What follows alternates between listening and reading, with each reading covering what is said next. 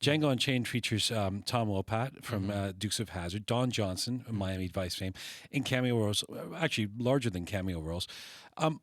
You might call them overlooked actors these days, and that's often an ingredient in a Quentin Tarantino film.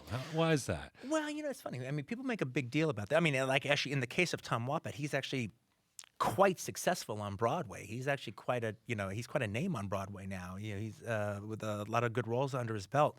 But the thing about it though is it's never done as a gimmick or anything. It's just the fact that I remember who these actors are, and I remember always liking them. What happens normally in the case of movies is they hire these different casting directors, but for the most part, these casting directors have these lists of actors who are pretty much like they're the hot ones, whether it be supporting roles or lead roles.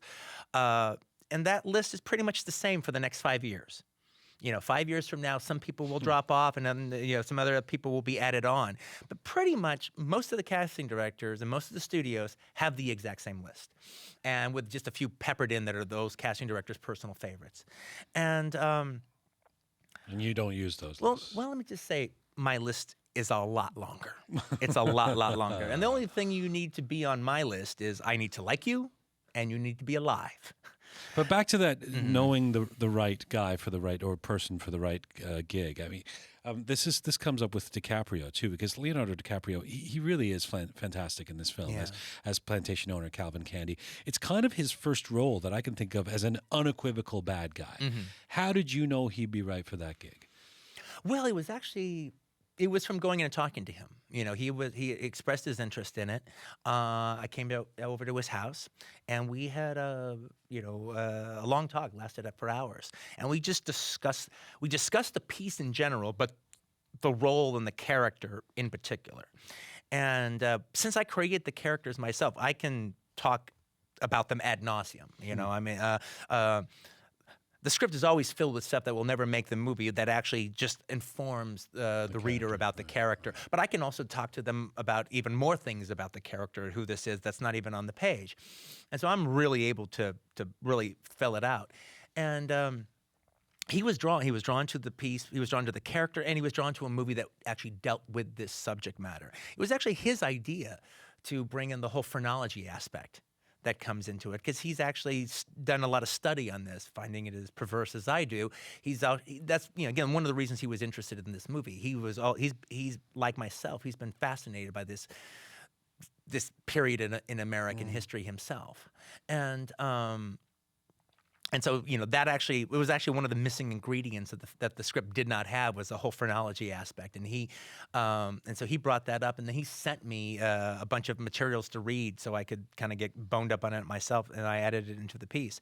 But with the thing that got me the most about Leonardo was the character Calvin Candy that I wrote was older than Leo.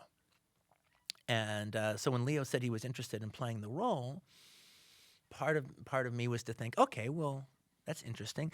When I got through talking with him, let me go through the piece on my own and let me just see, am I losing anything or gaining anything from actually making him younger?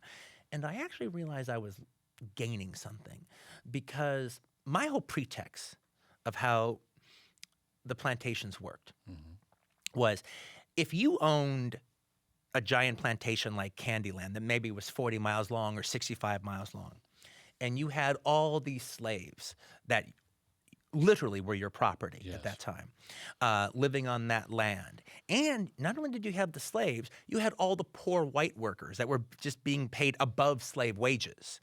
And they all worked on the land, and their wives and all their broods of children living in there. There's the white poor village on the plantation, and there's the black poor village on the plantation.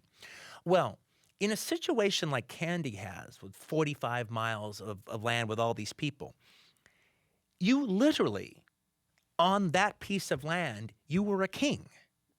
Not even like a baron or a burgermeister or a patron, a king. So where does the youth come in? Well, the youth comes in is, I mean, he inherits it, right? Yeah, exactly. He's inherited it.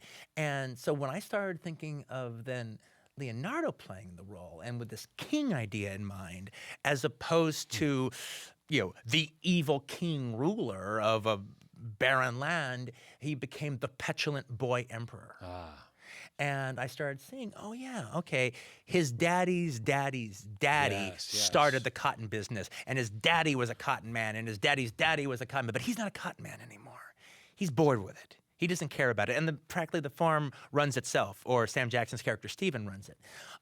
So he's the petulant boy emperor. He's King Louis XIV. He's Caligula.